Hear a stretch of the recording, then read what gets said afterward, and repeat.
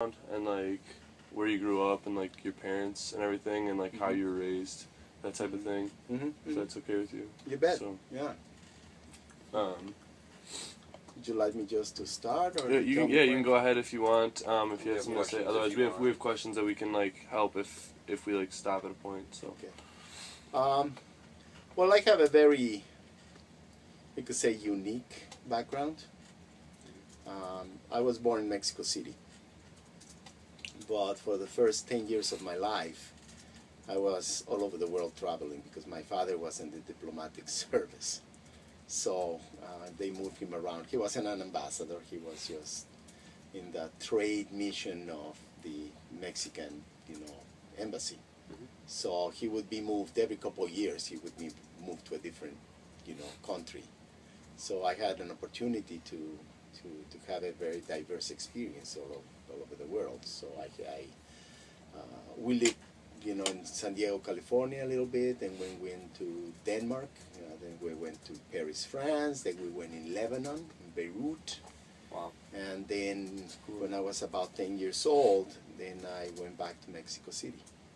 So I then pretty much grew up in Mexico City and went to school there, got my degree in Mexico City.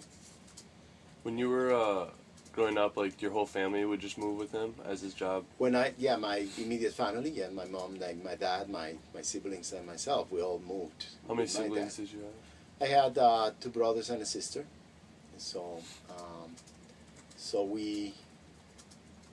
while my dad was stationed in San Diego, California, my 2 youngest brothers, my sister and my youngest brother, were born when I was in San Diego, California. But we didn't, even though my father was the consul for trade in San Diego, we actually lived in Tijuana, on the other side of the border. Obviously, at the time, there was no issues with borders. Right. Yeah. He would just go back and forth and work there, and we lived in San Diego, in Tijuana. And so, my 2 siblings were born in Tijuana. And but we went to things in San Diego. I remember when I was really little, we used to go on Halloween. I used to go trick or treating in San Diego, not in Tijuana, and stuff like that, And so that was kind of part of. So my experience was very different from a lot of people as it relates to today's Latinos in this country. Was more, I would say, cosmopolitan in a way from the beginning. So that's part of my background. And then I came after I got married. I came here. How old were you? I was already an adult. I was already 33 years old when I moved over here. That's cool. So so I really worked in Mexico, grew up in Mexico. Yep. My kids were born there, and then we moved over here. How many kids do you have? How many kids do you have? I also have 4 kids. Wow. 3 boys and a girl. Yeah. Did you, when you were moving around, would you just go to schools then? Oh, yeah. And so you went to schools in Mexico and in the United States then?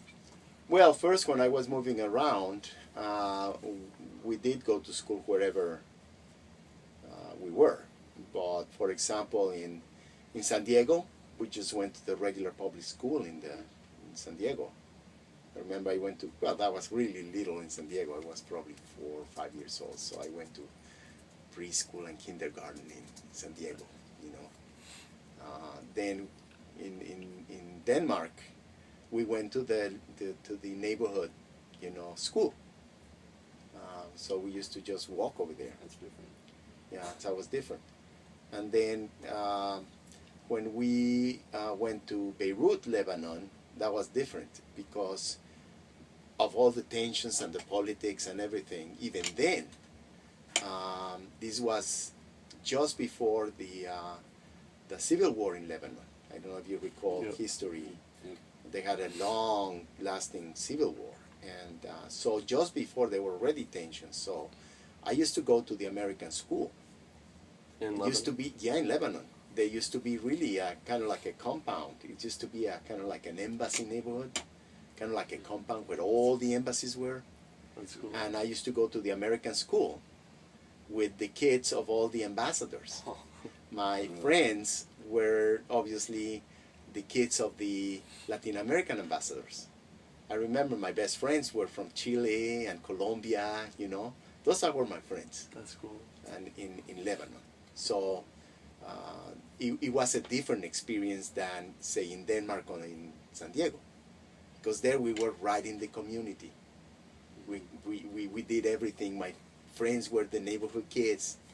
While in Lebanon, it was really the ambassador kids or the council, like the consul's kids, you know, the embassy kids. So it was a little different.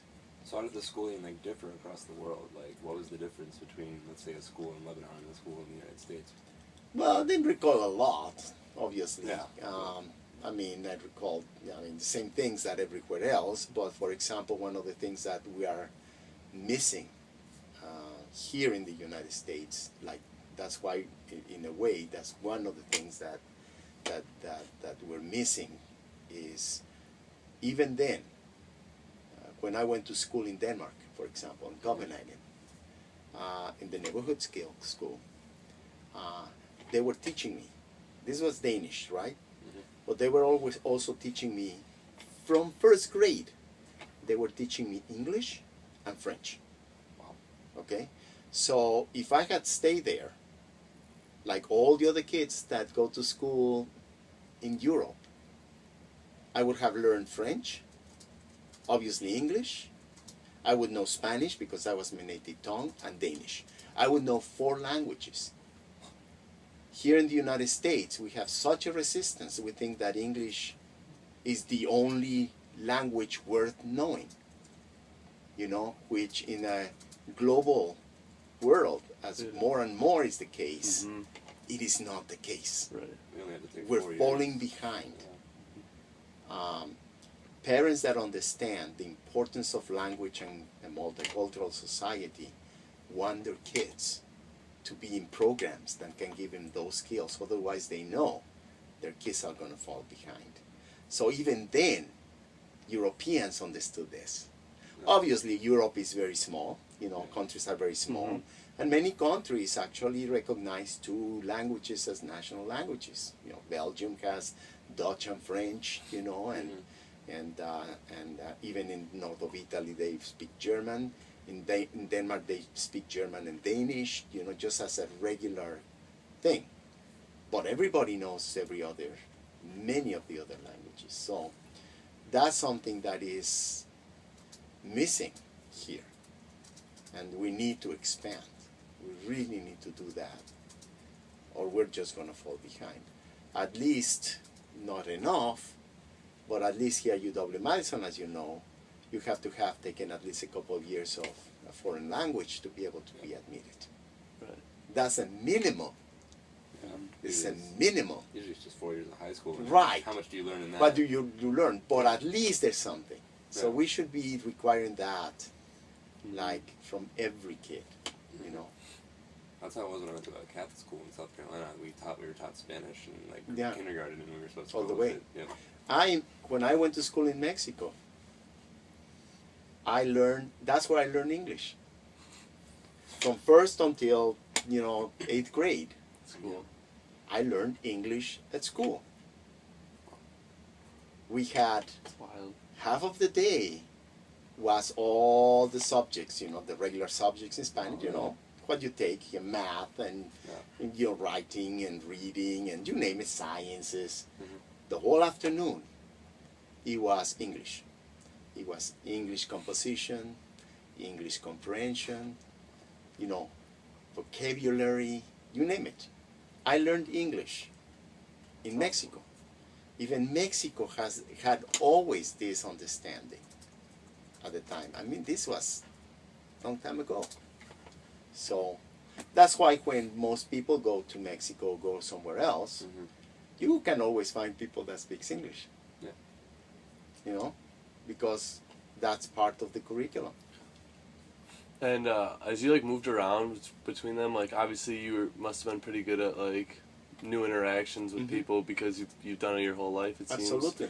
But was it any different, like being new and being like the kid that was new every year? No. I never felt any difference, especially, obviously, when I was in Denmark or in San Diego, California. I was just one of the kids. There was absolutely no difference, at least not that I could think. I mean, I was just one of the kids in the neighborhood in a gang, not a gang like but me like today, yeah, like you know, just like a gang, the gang, yeah, you know, like, just a group of kids that we hung out and we did things together and we got into mischief together, you know, just one of the gang. So, yeah, and but having the opportunity to live in other countries and make friends with kids that spoke another language, to me it was just a matter of learning their language and them learning with me. That has helped me in my work in the now. I mean, one of the things that I'm very comfortable doing is engaging with anybody from anybody in the world. I know how to do that naturally because I had that experience. That's cool. Right now, one of my jobs here at the university is international partnerships. So I'm as comfortable engaging with the governor of Hessen in Germany, which is one of our partners, which came to ratify an agreement that we have a couple months ago, as I am with just I went to Frankfurt to visit a couple years ago, and it was easily engaging like with the chauffeur that was taking us around. You know, that's what you get when you're able to have this multicultural experience of understanding other cultures. I went to China. I went to Beijing also a year ago, and I was amazed on how easily I kind of fit into connecting with the people over there. Actually, I felt that it was very similar from one of the experiences I have had before in my life. I didn't find it as different or as some might think. China? Yeah. But I have lived in both small and big towns. I lived in Mexico City, 20 million people. Beijing, that's not that big of a difference. I mean, that's what the multicultural understanding, a multicultural society gives you. That's why it's important. When people say that we need to become more culturally, you know, understanding and cultural relevance and cultural, you know, knowledge and language gives you the understanding of other peoples. It's not just the language that you can speak, but language is culture. Language gives people identity. So when you know about another language, you're learning about other people's identity. That's why it's so important. So when you have had that opportunity, that's why study abroad is so important. Not just this short term, you know, you go somewhere and you're basically a tourist. I mean, study abroad where it's really an enriching, long semester at least experience, when you really get to understand other people, you know, in their terms. That makes you a much more complete person that is able to really engage in the world as we have it today. So that's my experience. So when they talk about 21st century skills, that's what it is. That's 21st century skills. Yeah. So. Can we hear a little bit maybe about your employment, like your first few jobs, and then like how you came to like end up working here? It's very interesting. Well, in Mexico, growing up, it wasn't that different than what most people do. You know, when I was a teenager, you know, obviously to get extra money, I mean, I wasn't rich, but I wasn't poor. My family wasn't rich, but it wasn't poor.